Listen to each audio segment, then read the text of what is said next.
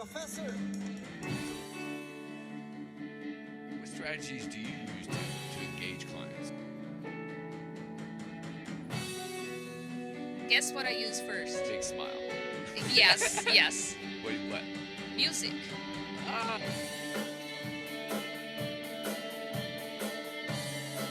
And we're live with Vanessa Friday today. That's you.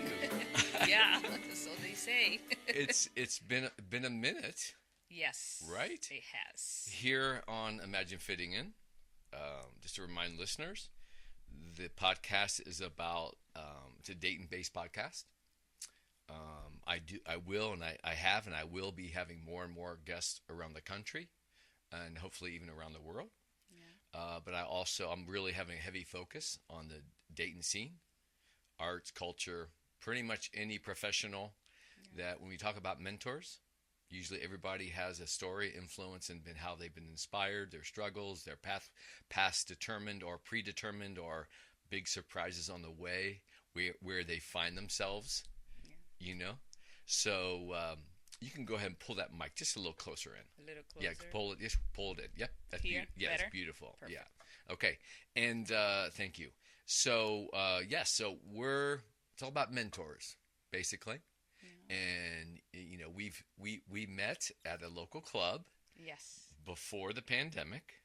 Yeah. I those moments when something happens in history, and you remember like 9/11. Yes. You remember exactly where you were. I can remember exactly where I was when I realized the intense situation it was, and just like was looking around. I was with a client. I can't remember which client it was, but I can just remember like, oh, this is real. Wow. Do you remember where you like first, like when you heard it, like, go, okay, Yeah. closing down all that seriousness? It was, so I saw with the perspective from somebody that lives and grew up abroad, right? So I was in Brazil. Okay. I was young. I was in my mom's apartment, and I remember trying to understand, and it felt really painful. At the same time, as a kid, thinking in a country that it is danger all the time, I still thought, wow, wow, I'm so happy I'm right here right now. I never want to be close to the area. As a kid, you are scared, right? But I felt for every single big family, people involved, and rage came in, right? Rage of right. how can anyone in the world act like this, right? Right. It's almost like, well, obviously, as long as I know you, I was just teasing you a little earlier that I'd never see you without a smile, and that is that energy is just contagious. Unfortunately, the COVID was contagious, and the idea that it's almost like when it happened, when you lose somebody, you're like denial. Yeah. And then the anger comes in. Stages of grief, right? And me mentioning, I mean, just asking this question. I don't really ask that question. It just Yeah, came yeah, up it was today just- with yeah, typical yeah. guests. But the fact that you said angry, yeah. Yeah. And there's a certain like, wait, this can't happen. This shouldn't happen because Yeah. civilization has come to place. So that's one of the reasons. When I had started the podcast, I had thoughts about starting a podcast, and with my heavy fitness background, I always wanted to think about wellness and spread it around, and not just be focused on an exercise and a rep and a grunt here or there. And it's all about wellness. And then I realized even more, I'm going to broaden that bigger, and to be able to have everybody comfortable, because everybody has a story, and mentors are so valuable, important they are to society, and anywhere you go. So I usually start at this point where, tell us, obviously I think you just mentioned Brazil. Where were you born? Where do you call home today? And what was your mother and father do? What was your childhood like? Yeah, that's I love that question because wow, it takes me back to a life that sometimes I almost feel like it never existed, but is the life that made me who I am now. I'm 43 years old. I'm so happy to tell my age. I don't have any problem with that. I feel happier each year. And I was born in a small town in Brazil, down close to the capital today, Brasilia, which is not Rio. A lot of people think it's Rio de Janeiro. No, it's Brasilia. My mom was a teacher, a school teacher in the public system. My dad worked for the mayor, um, administration kind of job in the government too. And I, up to 9 years old, I grew up in a really small town. I have some recollection of we shared houses with other families, so we were not poor, but we didn't have that much money. I have pictures where I can see, wow, we didn't have tiles or anything on the house. It was burnt concrete, which I wish I could have today. When you say burnt? Concrete. Oh, okay, right? just concrete, yeah. I have a problem with few words. Okay. Get ready. When you say burnt, you said burnt? Yeah, they burn it and then they do a wax. And I remember waxing was part of the cleaning the house. You got to have a big waxing machine. I don't know if that's how we call. That's something new. It for was me. red. Yes. So our feet would be red at the end of the day before shower. The walls would get stained from that. And I don't know if we still have those there, but I remember being that way. But it was a happy childhood. I was in the farm every weekend. There was always dogs and chickens and all of that. But my dad, he was an alcoholic. It's still, right? It's something that you don't cure, right?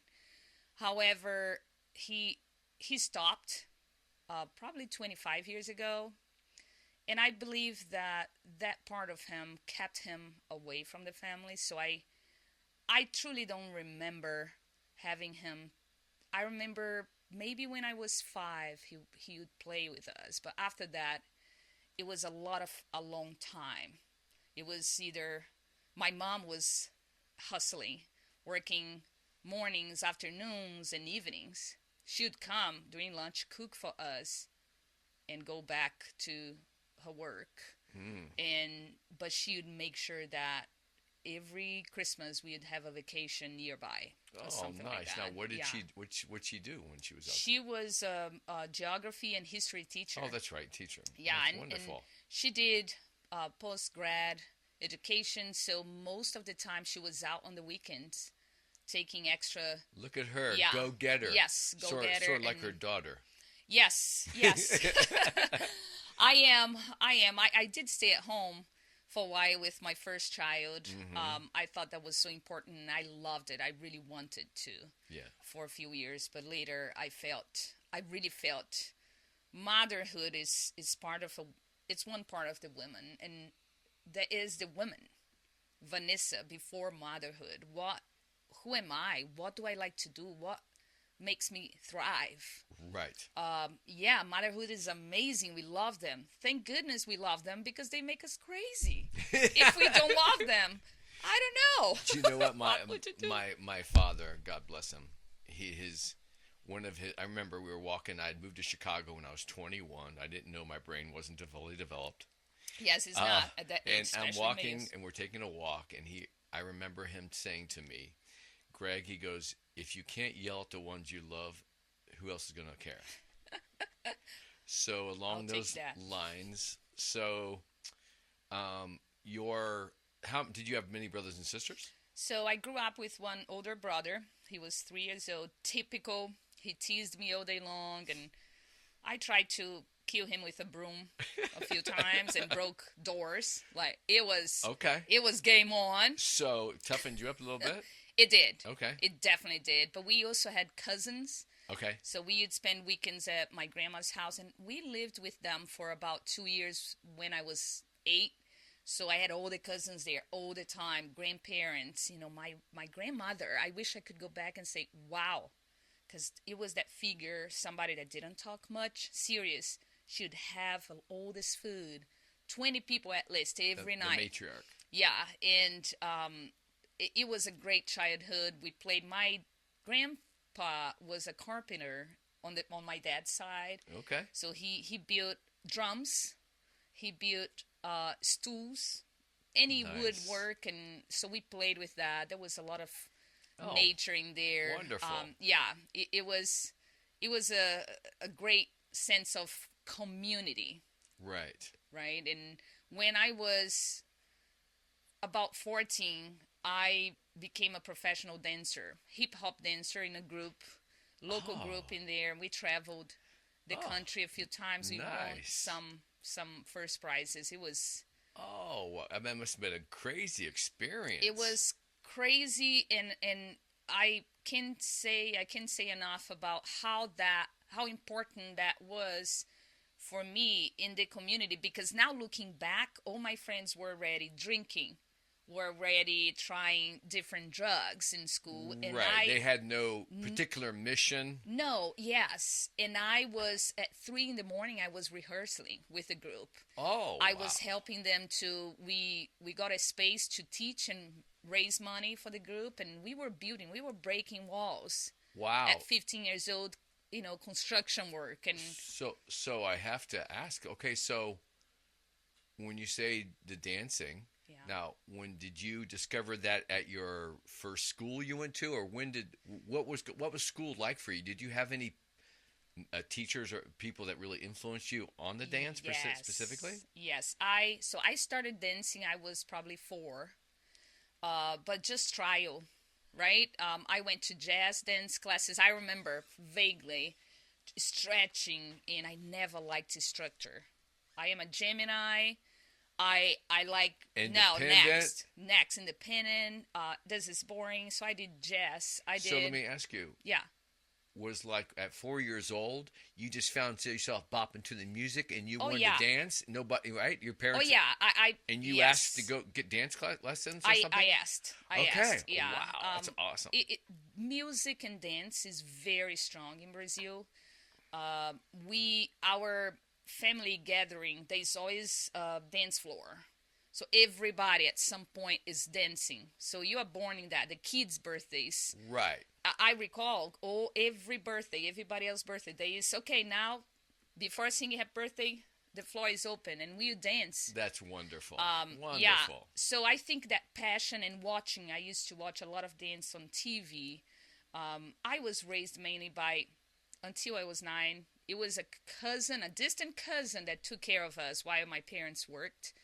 And I think I watched a lot of TV on those days after school, and I used to pick the dancing shows, and I want to be like them when I grow up. Nice. Yeah, and then by 13, my teachers realized that only it was my PE teacher.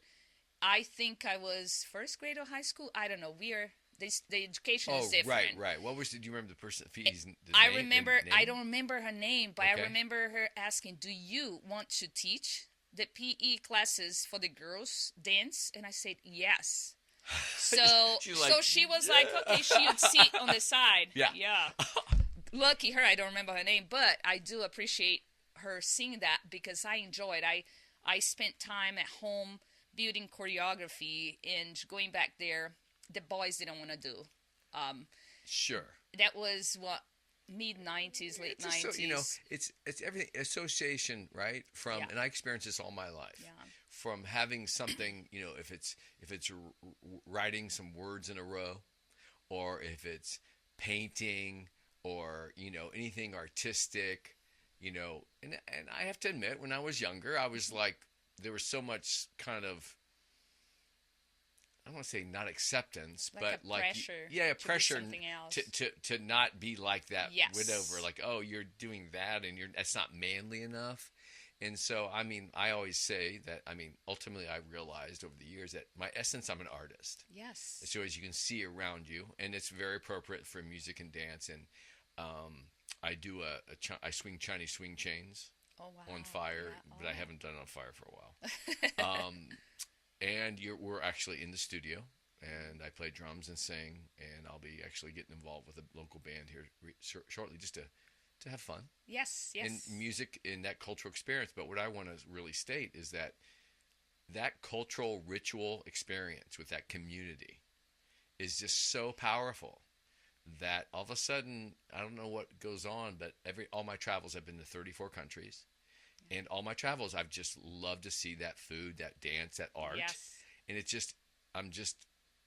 an embodiment that you realize how precious it is, that cultural essence. And I think the COVID here in America, I think it took everybody by surprise. We were going down this technological democracy, get my own, right? About me, me, me, look at me. Yep. And then all of a sudden this COVID thing comes and it's like, whoa. And we all desperately need art.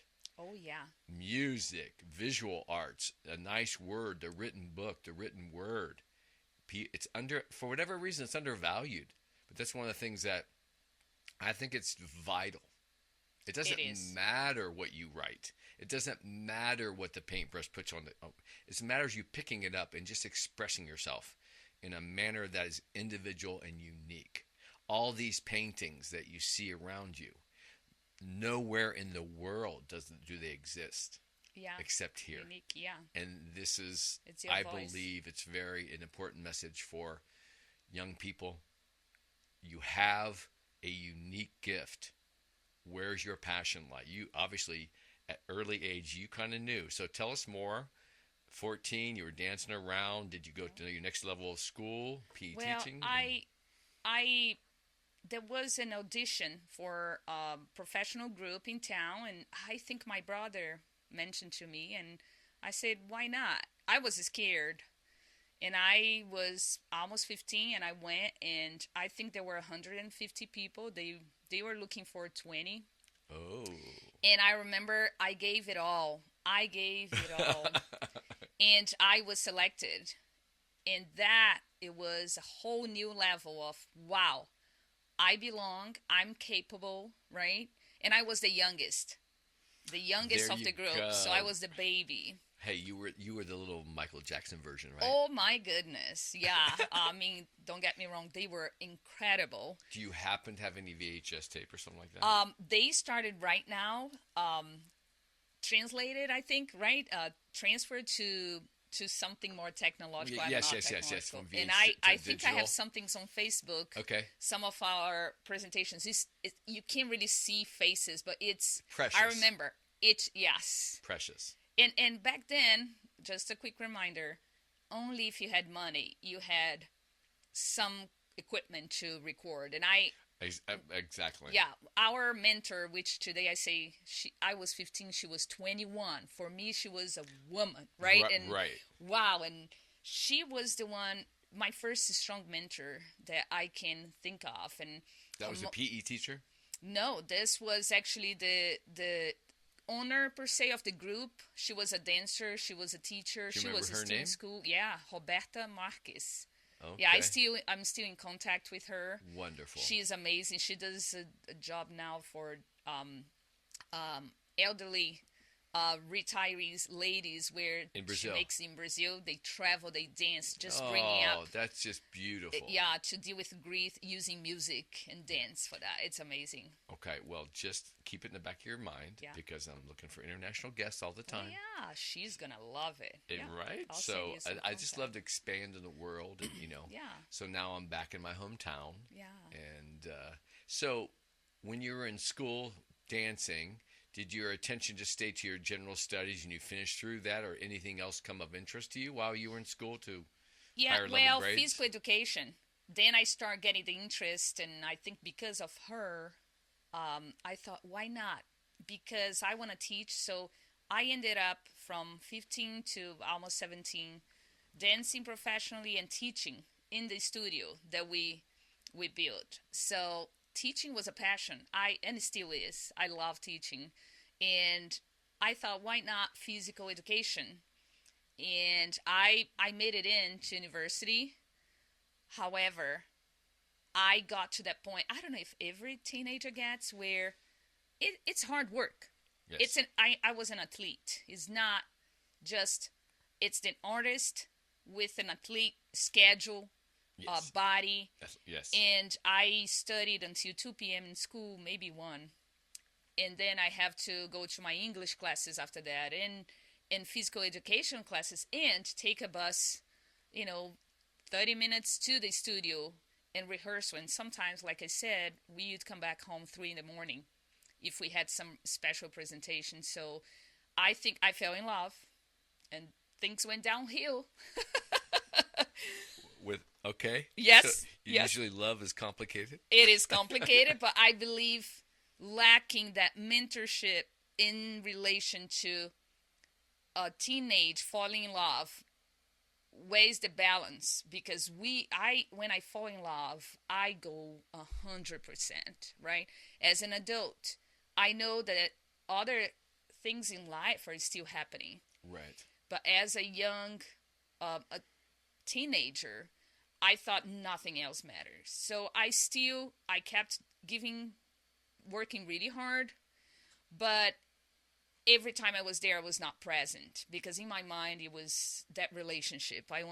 Which I can't say it was abusive, but looking back, it was not the greatest. It was just, Right, because the idea of you're able to the idea of love and what that kind of brings in your understanding at that time, it's so sensitive. Your heart is just, so sensitive to like the dance in your yes, loves, and then you yes, find somebody that like all of a sudden, the hormones kick in, and then yeah, you're just almost blind yes, because that's exactly it. intoxicated. And yeah, he supported me at a time, but I just want to devote my life to that, right? Completely naive and not knowing that could have been a path that I could have kept. Long story short, because he was short, so I dropped dance. I talked to my mom a lot. I didn't drop out of the blue. I talked to her. I had a feeling, am I doing the right thing? This is college level that you That would drop. wasn't college yet. It was the dance. It was throughout high school I was dancing. Yeah. And I thought, is this too much? Should I get out? I'm not feeling that hype anymore, because it became a work, right? I loved dancing, but the choreographies, they have to be minimally the same, because we were in groups. So we were repeating. The music you love, you no longer do, because you've heard 100 times in the same day. You're tired, So right? did you get? Let me make sure I'm understanding. You got a little burnout from the dance. Yes, yes. Okay, and then simultaneously, And I was in love. yeah, and there. Okay, what was there any kind of what was that? Was there some kind of moment that like you broke through both the burned out dance and the relationship? The dance burned out before, and I think the relationship pushed that a little, added to it. But after realizing that I didn't know how to deal with that relationship, we end up breaking up. And I think I was so into it that once I finished high school and I went to university the same year, I met another world, a world of, wow, I think I turned 18. That's when in Brazil you can drink. Okay. Yeah, it's legal for you to drink. Crazy enough is the age you allowed to drive. And That's not that crazy. that, yeah, it's just in a mind of now, I felt I was an adult and independent. Sure. But I just went for everything. I went for the school, but then I want to make friends and I want to spend the whole night dancing. That I used to go out dancing Yeah. from Monday to Monday. You keep your grades up and still No, go. Oh. that's when I got myself in the same wheel as, this is not fun anymore, university. So it didn't last. By 6 months, I dropped out. I felt that I was suffocating. I wasn't ready. You were mature enough to make a realization to make what ended up being a kind of mature decision to just like go, okay. That's true. And then Yeah. where'd you go from there? I start focused on work, and I actually had a job. My first job it was in a store, jewelry. Okay, it was fine jewelry, and the owner I knew, it's member of the family, and she taught me how to make some jewelry, and she trained me. I'll never forget. I went from a salesperson that sat there and ate food while talking to the clients because I was so young, Sure. to having, to be on high heels, completely put up a suit, and being ready Doing to sales. train other people. Train it. Yes. Okay. So she obviously. Do you remember what her name was? Absolutely, Flavia Fragomeni. She was one of the most important mentors in my life. Okay. So she really showed you a level of maturity, professionalism. You were already coming in with plenty of energy. Yes. You had that dance, like, oh, I can make some money. Now I'm being groomed here. It's comfortable, a little artistic, beautiful. Yes. I mean, Yes. what to not look at beautiful and talk about beautiful Yes. items and, to sell that kind of stuff. It's not like you're selling, dishwashers. No, and great artists too. She used to come here and pick some really nice artists in the jewelry world, and that really grew on me. It was incredible. So that sounds like a pretty first job experience, right? Yes. And yes. A real job with. Would that make you feel like when you got your first paycheck, you just made that decision that I owned the world and that I was invincible. Okay. Okay, which doesn't go too well. I was 18, and I remember she has started, Flavia, doing this energy work, and she used to get with females and really diving deep in how to channel your energy. So I'll never she forget. was she an advocate, like spending time with mentoring young girls She around ended her? up doing it she didn't sign up for it, but she ended up mentoring all the young girls that worked with her, and I will never forget, she would bring me in and say, you have the most amazing energy and potential, but you have to channel this to a greater thing and positive. That's wonderful. Because I was leaving work, and I bought my first car. It was the cell phone. I see a lot of funny videos of the first one that people could buy. It's a little Yes. one with white buttons. And sometimes they had Game- even a little antenna Yes. that pulled out of it. Yes. Yeah. And I thought, after work I can go dancing, but I would end up in bad situations because there was always drinking involved. And Sure. Your hormones, drinking. yes, Pressures, friends, opportunities. Yes. In the 20, I mention this all the time. I don't want to bore my listeners too much, but I believe in your 20s, you're not supposed to know anything. You're supposed to go out there, ideally be safe and not get into dangerous positions, but to go out and explore and just touch on a little bit of everything. And by the time you're 30, I think you're doing really well if you know what you don't want. That's pretty much what happened to me. Right? Do I agree? So I don't know. So have your own car. You're working in Yeah. the jewelry store. How long did that last in the jewelry store? I think about 2 years, and the only reason that I couldn't stay longer, it was a job from Monday through Saturday, and I was in that part of my life. My town is very, we are surrounded by waterfalls and this energetic places that Oprah has been there. Just so gorgeous, right? And I want to go explore, but for that, I couldn't just on a Sunday. And all I had for a day off was a Sunday.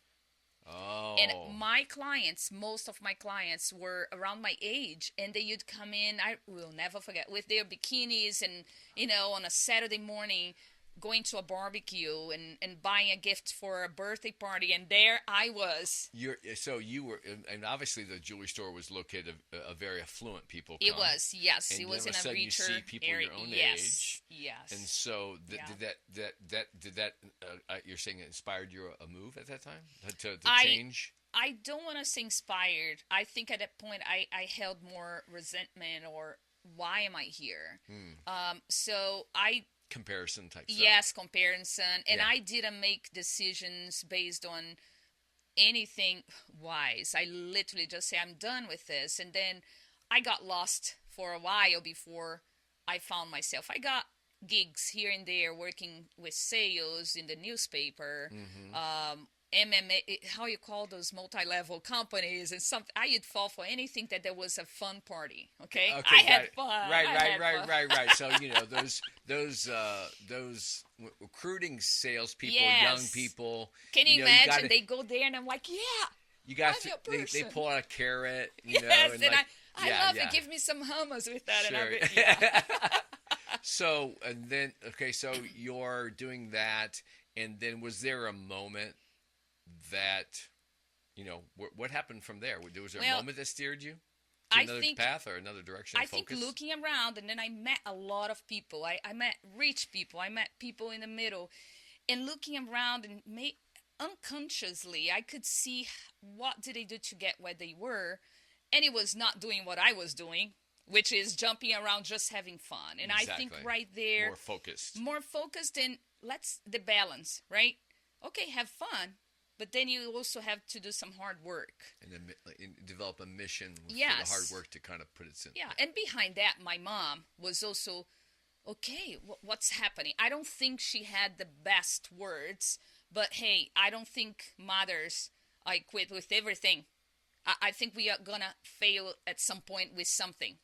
It's That's how we grow. we are not pretty much. yeah. Yeah. So she did her best of, come on, you have to pick it up, open the window, look at the sun, wake up early, and you start getting down. And I'll never forget. I had a barbecue that a friend invited me, and I want to go so bad.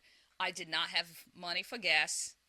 I did not have money to put credit on my phone, because let's remember there was no such a thing as let's just call. You had to pay for minutes. Right, right. So, and I was like, okay, give me the newspaper. Let me find something. And then I found a job at a school. Mm. And that one really changed everything. And I actually hold dear to my heart. Vanusa is her name. It's one of my friends. She was my boss. I always got drawn to my bosses. Okay. And I think they saw potential. They want to help me, Oh, right? absolutely. And I will never forget. First week I worked there, I had half of my hair was bleached, other half was orange. And that's a funny story. That's a story of boredom. Yeah. Don't do that. If you're at home right now bored.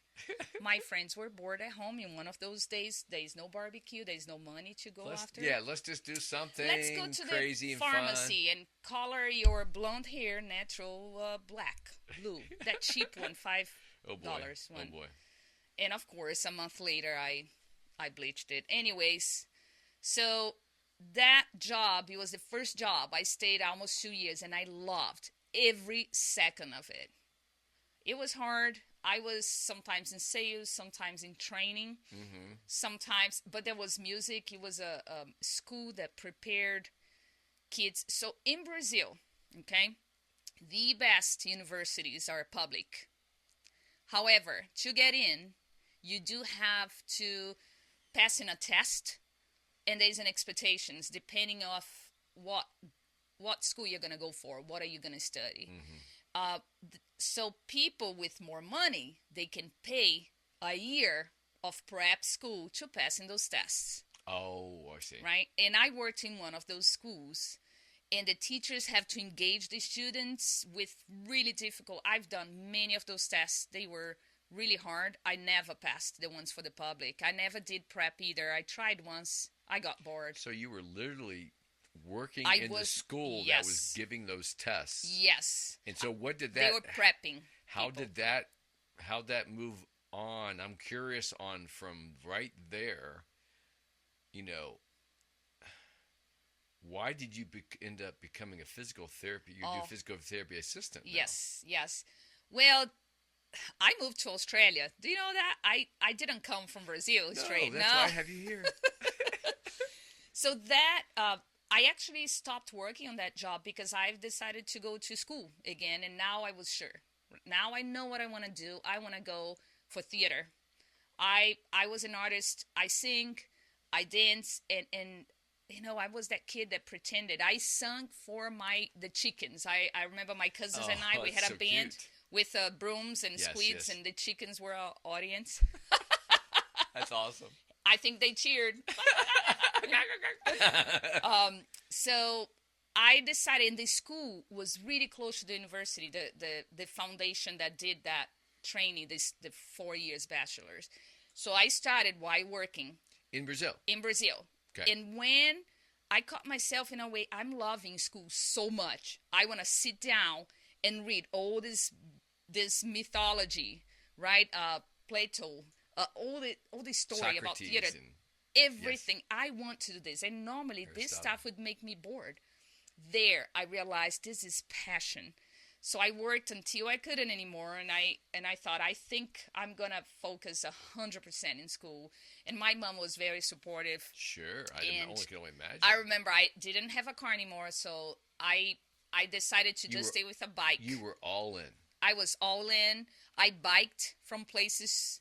I quit my job. They were really Bummed really out. sad and didn't want to. But Now, how did you get to Australia? the day I defended my thesis on my bachelor's, I had my tickets to Australia 2 days later. Because you were for Because vacation, I was, just to get away. No, there was an urge from inside. I can't explain. I need to go out there. There's something out there. This is not big enough. Okay, I'm going to pause. Okay, completely understand. Okay, Yeah. We're in my basement studio. It's a treasured place of memories for me, and I try to continue on this family cultural experience Yeah. and community. And I can remember at 21, had been running sound for a band, Broken Arrow, back in the 80s. And I remember standing at the front door, looking out the screen door, just looking out. And I can never forget it. It's like, I got to go. There's something more than this. I was ready at 21. Now, my late sister, God bless her, she had been inspired and went and got married and moved to Chicago, and that's how I ended up in Chicago. Yeah. But so all of a sudden, you have to go, and you're like, with the intention of just exploring an adventure, or you had a plan? I knew I was never coming back. I knew. And your door was my window. I lived on the 3rd floor of this town. There wasn't any trees, I remember. I looked down and I see all these ceilings, roofs, right? Sure. And I remember looking and say, I gotta go. And So after you graduate, whatever you got yeah, your it school was paper? yeah. So when I was studying and finishing graduation, I worked at night at Outback Steakhouse as a server. I loved it. I had so much fun. The people person. Oh, absolutely. And during the day when I didn't have school, I worked in a theater.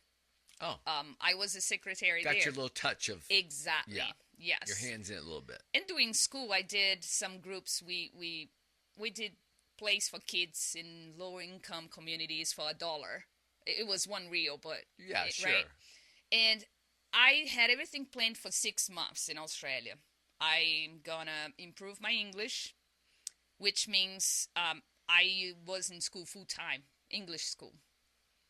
But I wanna explore. I wanna work. I wanna meet people. It was that feeling.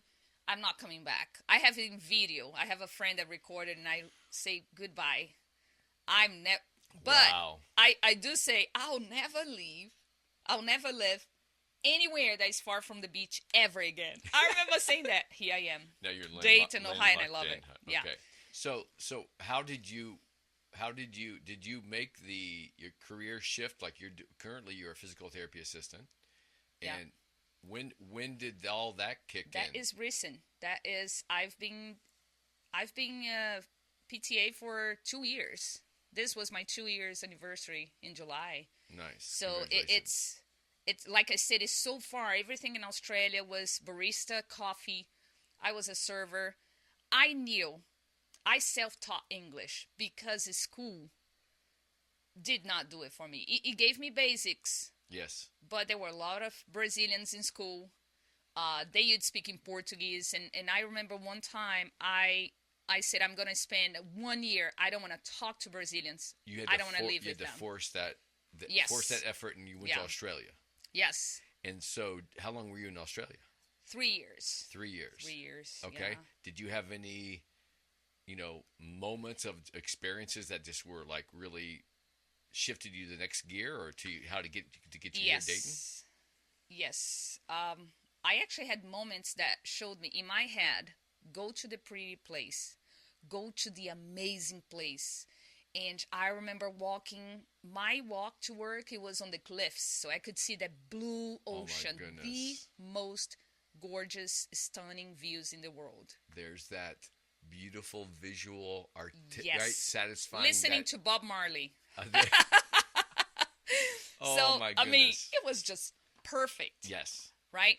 However, 2009 ish, the beginning of the year, I remember walking those places, same places, and feeling sad, feeling incomplete, Oh, feeling, maybe you had you had taken so many steps there that you needed, and maybe something else was another road coming ahead. it proved to me if you're not truly happy or fulfilled, Right. it does not matter if you are where you are.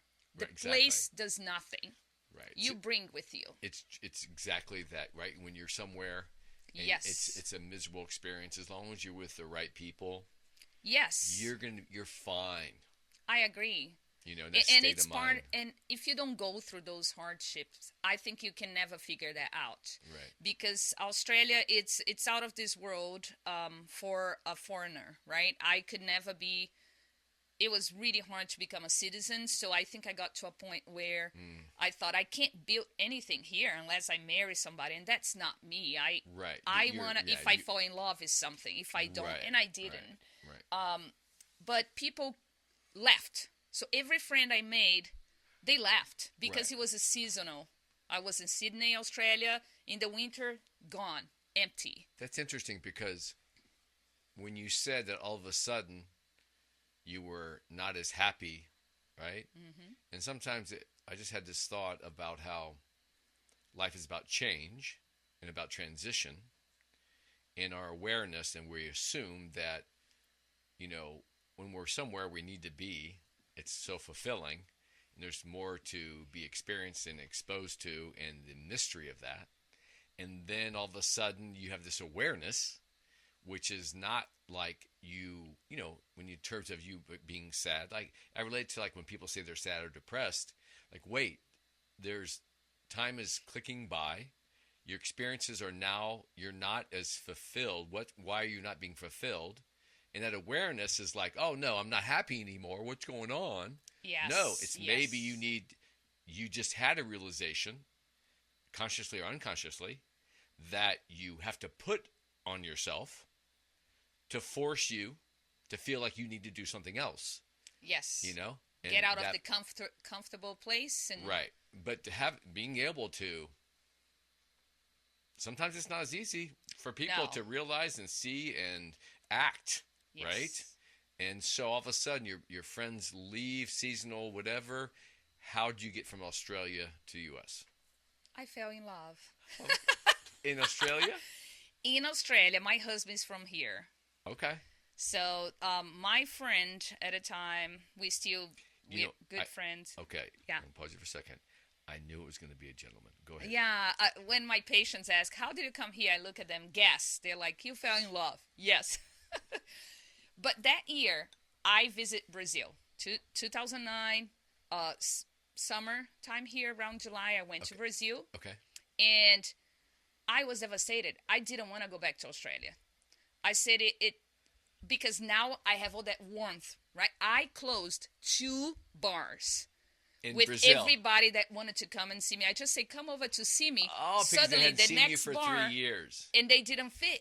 That's how many people from work, from school, from the people neighborhood. You knew you, yeah. Yeah. So, I will tell you, I know that you are the absolute, I have no idea, but I just know you're the absolute favorite physical therapy assistant that people are hoping they get pulled to. Oh, mine. I can't say that. That's true, isn't it? Oh, it's hard. No, we have great physical therapists. I'm just saying. But it they have fun. Let's just say. It takes one to know one with passion, that physicality. I grabbed on that physical. My story's a long story. That physicality gave me confidence. Yeah. It gave me ability to be like, I don't care what anybody thinks. I need to do this. I'm not crazy. I'm just unique. Oh my goodness, yes. Right? I don't believe in the word normal. I don't believe in the word of judgment. Yep. And if you're taking too much time talking about someone else, if you come around me, I will not stay very long. I am interested in the individual, their mind. Life is changing. Are we growing? Are we, Yeah. are we experiencing something, that vibe? So all of a sudden, what was his name? Charles. Charles. Charles. And I can't say that name easily, and it's my son's name too. So you were out? So How did you meet him? He was his friend was dating my friend, roommate in Australia, and he was coming from leave from the army. So he is a military, and he was stationed somewhere. He had 2 weeks. He chose to go there. I can say love at second sight. Again, this is in Australia. In Australia. Okay. Because we met, and he's the opposite of me. He is not a social guy. He does not talk much. Mm-hmm. It's the opposite. Everything you're seeing here is 100% on the other way. And I remember looking at that, and I had a guy friend, Felipe, and I say, stay with me. Yeah. Don't leave me. Yeah. And I was done. I was at the stage of life, I'm not playing games. Right. I'm not going to say things just because I want to get a guy or anything. So did your girlfriend kind of like say, oh, this guy's going to be coming? They so kept saying. Yeah, so you and were I say kinda, no. Yeah, you had to kind of make sure you had the protection feelers out. Yes, I have to say, I had all those stereotypes. American, military, no way. What is he going to do with me for 2 weeks and leave? So tell God. me about the second meet. So the second meet, it was also forced. My roommate, come on, let's go. Listen, I used to wake up 3:30 in the morning to run and then go to work in Australia, okay? They want to go out dancing, and I passed my 20s. I was 20s. Right. Okay. And how old were you at this time? 29. Okay. 29. And You knew what you didn't want. I knew what I didn't want. Oh, yeah. Exactly. Yeah. And getting out of the house after 8 p.m. was one of them. I used to go to bed at 8 p.m. I slept with headphones because my street was busy. But she said, let's go. So we went dancing, and I brought in my other friend, Felipe. I brought him again. Yes. Come on. Yeah. We went, and there I was. Oh, I was so not with it. I said, I just want to go home. I remember putting my shoulder on the wall and trying to fall asleep, and he was there, still quiet, not talking. My friend said, Vanessa, I got a text. I got to go. And I was like, no, don't leave me here. He said, no. It was a lady call, right? Forcing him to come over? As soon as he left, he came over, and he spoke in my ear, my husband. Yes. Now husband. And that's it. When he spoke in your ear, his voice. Do you remember what he said? Wait, the tone of his voice or what he actually said? The height, what I don't even remember. There was some wine involved. Okay, let me. So, was he pleasing to the eye, and then you thought like he was really so quiet, but then you heard that voice the first time? Yes. Yeah, I heard in the conversation, okay, but just but that he never spoke right to you. No. And he told me later, I thought you were dating Felipe. Because he was with you. Now, in Brazil... Maybe he was trying to be respectful. He was. And in Brazil, if you date somebody, you are holding hands. You are all over each other's business. Yeah. In public. Yes. Okay? So, I learned in Australia that those people walking just side by side could be married. And it's okay. Which I love that now. I don't have to ping people's business all the time. But then I realized that's why he didn't come and approach, because he thought I was with Felipe. So after that we hang out. So we saw each other the next day. We went for dinners. I had a week off. Nice. We traveled. So we spent 2 weeks together. It was Christmas. It was New Year's Eve. Was that just like a boom? It was a boom. It was boom and awareness, and before you know it, it was so Merlot. It wasn't that, oh my God, no. It came so calm. Right. It was kind of it flowed. It flew, yes. And I remember laying on a beach with him, and he shared his earbuds. Earbuds, and I put my iPod, right? We had iPods. And I put this song, I'm in Love with You, Erykah Badu. Okay. And I just let it play. and I'll never forget. Those were my words for him. Nice. And I remember him holding my hand there. We were sunbathing, and Solid. he was still quiet, and I was fine with that. Mm-hmm. I loved just that. So let's speed up a little bit Yes. to, what do you think your greatest strength is in your profession right now as a physical therapy assistant? And one of the things I'm curious about, what's your strength, and how, to describe to people how the difference between the physical therapist is and the assistant, and how that role play, because that's kind of new. Well, yes. So I'll explain the difference first. Physical, basically, we do mostly the same things. There are some different techniques, such as dry needling, that only physical therapists can do. This is not acupuncture. It's a deeper needle to decrease inflammation, pain, so on.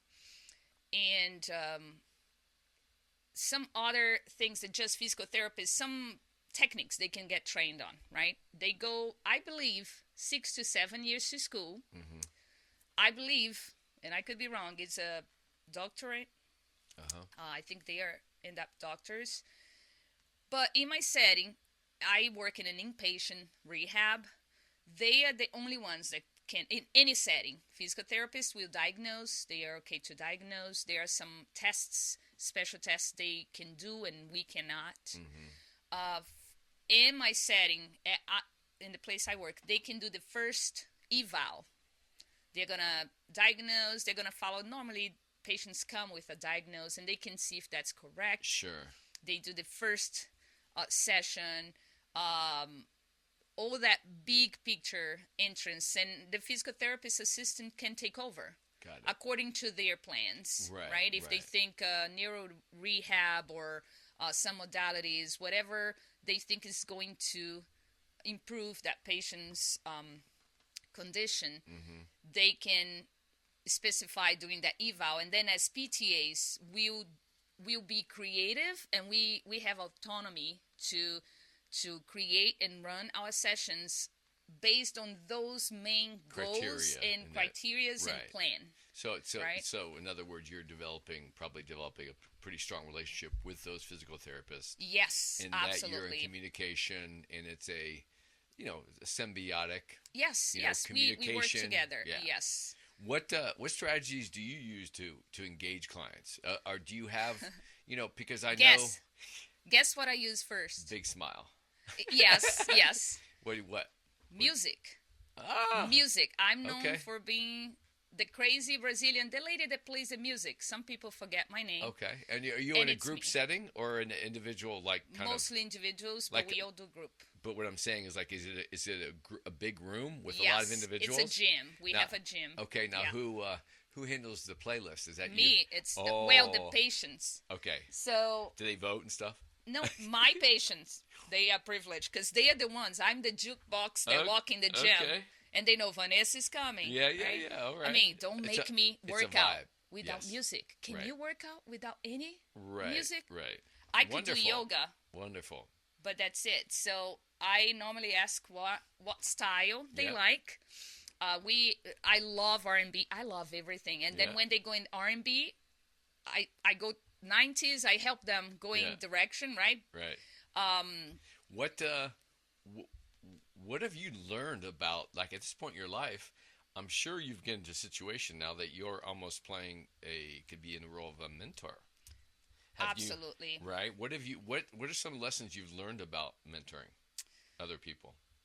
First, we gotta be able to listen to them, really, really listen actively, and knowing exactly what their needs are. I work mainly with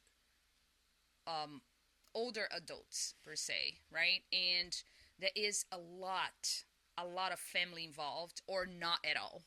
Got it. Right?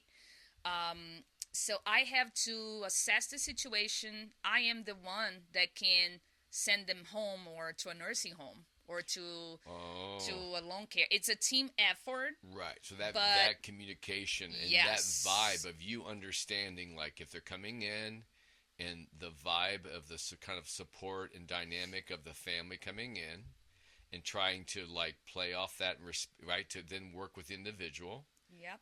That's I can definitely see that. And then people that are coming in have no family. So wow. So are you in an active? Are you actively mentoring somebody, another young physical therapist assistant or I do. assistants? Yeah. I actually do. I actually started to be a clinical instructor, which I end up doing a lot of mentoring You're because teaching. they are normally young. I graduated my class. Most students were 19, 20. Mm-hmm. And I could see in their eyes their fear, Yes. their struggles. Or So how old were you when you graduated? I was 41. Okay, so that maturity, experience level, Yes, you can't buy it. It has to be earned. exactly. And I'm sure they love you in terms of Yeah, like some being able to did. get comfortable. Well, yeah, the students I work with, they really like. I've had one student that it's a 7-8 weeks Mm-hmm. time that they are there. I have to mentor them, bring everything they learn in school to apply safely to the patients, and that can be very scary. Yeah. And at some point, I have to let them go, and they have to do it on their own. So I'm sitting there waiting on a call if they need, and Yes, I need yes. to trust them, and it's been Sure. incredible. And Yes. I've helped students that come before even knowing what they want to do Mm-hmm. in school, and they observe Yeah. before getting college.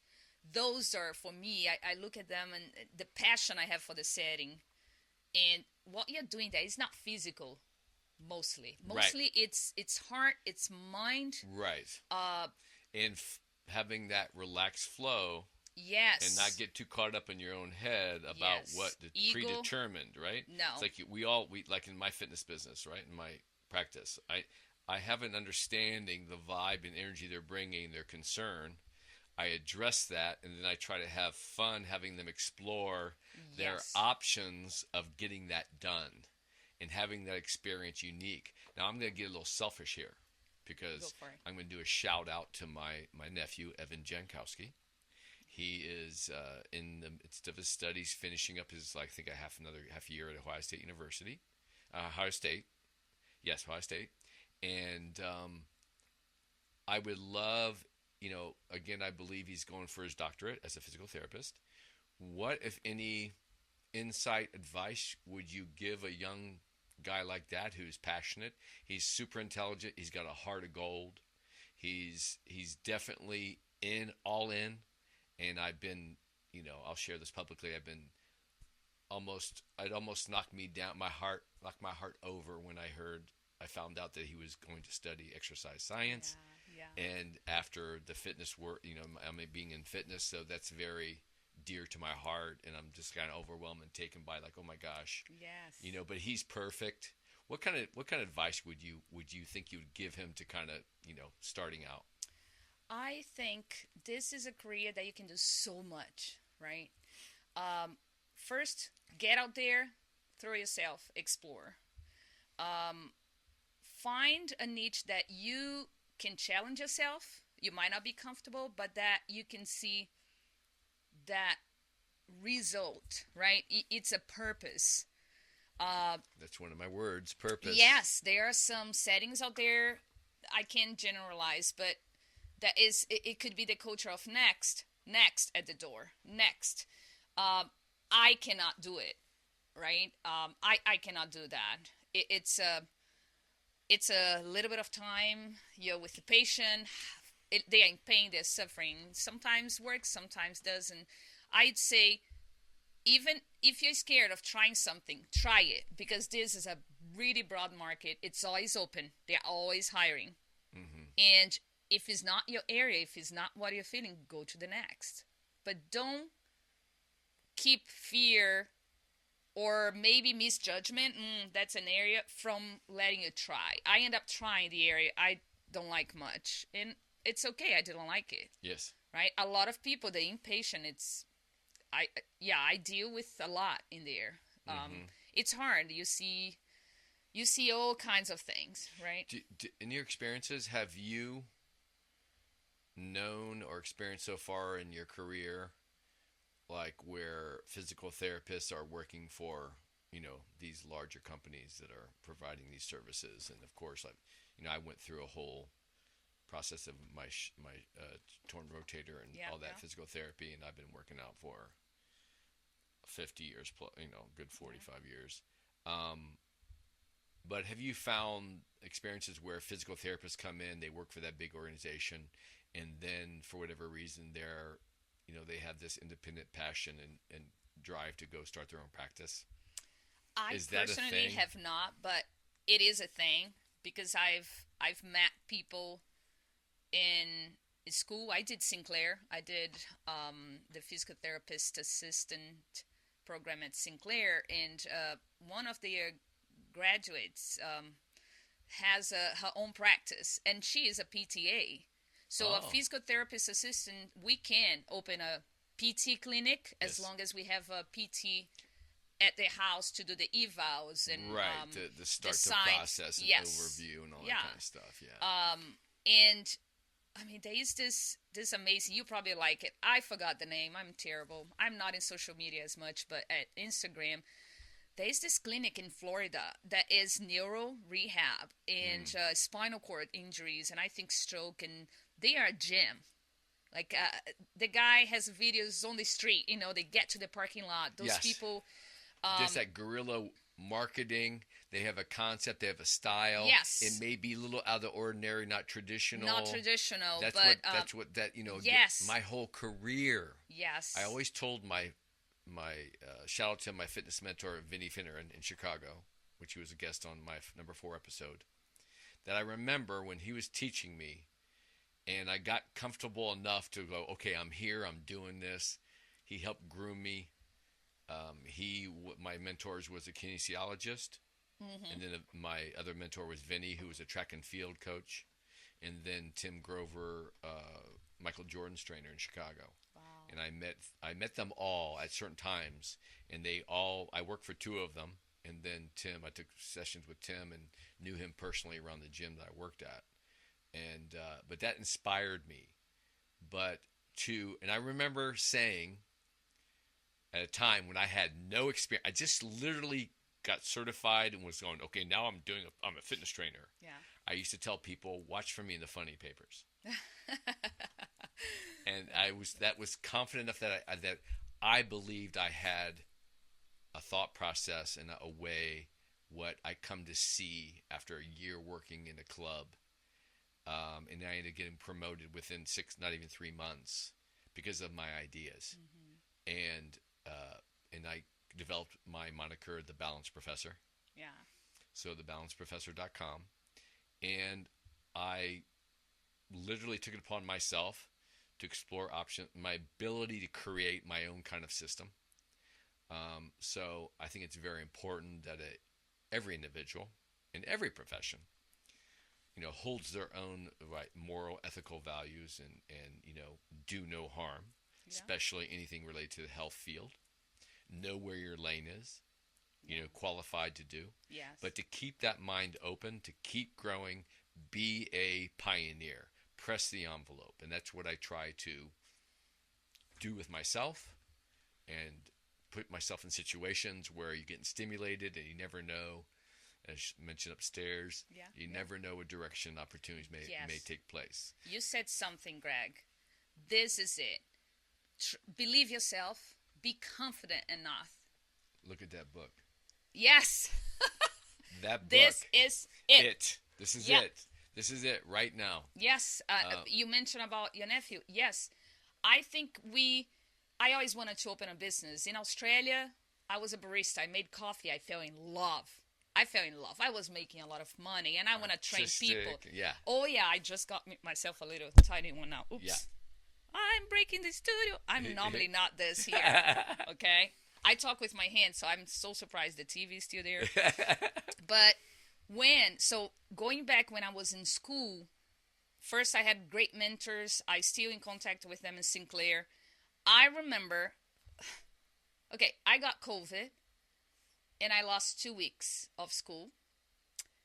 I got to a point where the director of the program said, "Why don't you wait a year and come back?" I wrote the email. I remember midnight. Yes, I think you're right. And I was going to send it. I didn't. And I talked to my husband and he said, no, you can do it. Don't I said, hesitate. okay, yeah, I can do it. Yes. That was probably end of August of 2020, 21. And I said, okay, I can do it. So I was doing in 2 months what my colleagues did, my classmates, for 6 months. January of the following year, I was hit by a car as a pedestrian. Oh, no. Yeah, close to the club we used to go. Yeah. Oh, my God. I'm in fine. The parking lot? No, walking, doing my cardio on the God. sidewalk. Oh, my God. You were on the sidewalk? I was where you are supposed to be as a... The car came up on the sidewalk? Yes. I can't talk much about is a process is still going. Oh my gosh! I'm so sorry to hear that. But I am alive. I'm walking. I have all my. Did you have any broken bones? Physical No. therapy? Nothing. Nothing. On a sidewalk. I believe in divine power. Oh my goodness! On sidewalk. On the sidewalk. My gosh. Yes, county line. Oh. Right there. Oh. So, if it's... Oh, my goodness. I'm so glad to have you here. Yes. You look so great. If I smiled before healthy. now, yeah, I'm right here. And this is just not even to bring the pity. No. Look how many things were on my way trying to keep me from. Yes. I mean, not trying to keep me from, but teaching me, can you really do it? Right. And I got up, I said, I can. So I went to my graduation, and I still had 2 months of clinicals to do. And I threw that head up. Yeah? I did it. You tapped it. And so when I found out my clinical site was going to be this hospital I work for now, the Rehab Institute of Ohio, downtown. They call it Rio, which I said I am in Rio. Right. Every day. That's Not awesome. really. That's awesome. When I found out I was going to do my clinical there, the last one, I told myself I'm going to work there. Yeah. And I finished my clinicals on a Thursday. On that Thursday evening, I got an offer. On that Tuesday, I did my exam, a board exam, 4 hours. Oh, my goodness. Very hard. On that Monday morning, I had my license, and I started on Tuesday. You were forced. They hired me. A force to be reckoned with. I knew it all the time. And right. I think this is the best thing I have to share is believe. Do the work of whatever you're passionate about. Even if you're not 100%, if you're 80%, try it. Error, try it. Try again. Yes. And believe it. I had fears. I still have. Sure. I pushed them out. Hold on. Not now. And... Next. And I made it. Yeah. And I'm so pleased. And that place, as soon as I stepped it, I said, it's my place. I love it. I love it. You just fit right in. I just love it. Yeah. I make my coworkers crazy, I'm pretty sure. The best. I am the loudest. No. The best definition of luck, I'm going to end up on this one note. The best definition of luck I heard when I can't remember how old I was. Yeah. People say like, you can make your own luck. Well, if it's meant to be, I believe there's a certain level of fate, and you have to flow with that fate. Good and bad, makes you stronger. Stand up, take it on the chin, put the chin back up, just like you're saying. But the best definition of luck I ever heard was preparation with opportunity. Yeah. If you have purpose, if you have passion, typically when you find your passion, that will lead you to that purpose. That purpose put into action, if you're just thinking about something or creating something, writing something completely out of the left field, directed to that passion, and you get involved with others who are in the same field, those who you're supposed to be with and be recognized by will find you.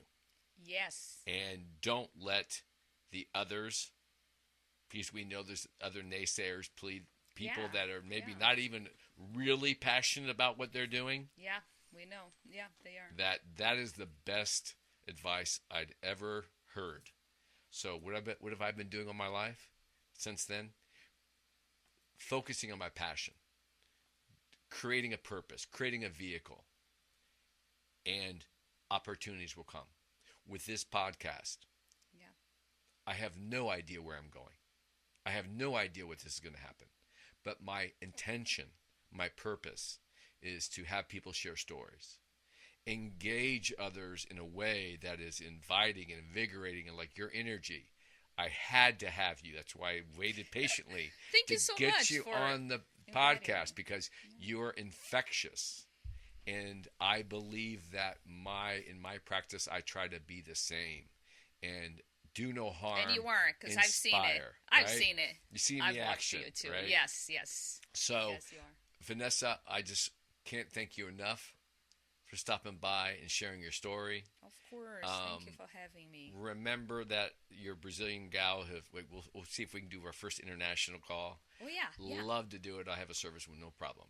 So, thank you very much. Of All course. right, and we'll be in touch for Of sure. course, of course. Thank you. All right. All right. Okay, kids. See you next time. Bye-bye.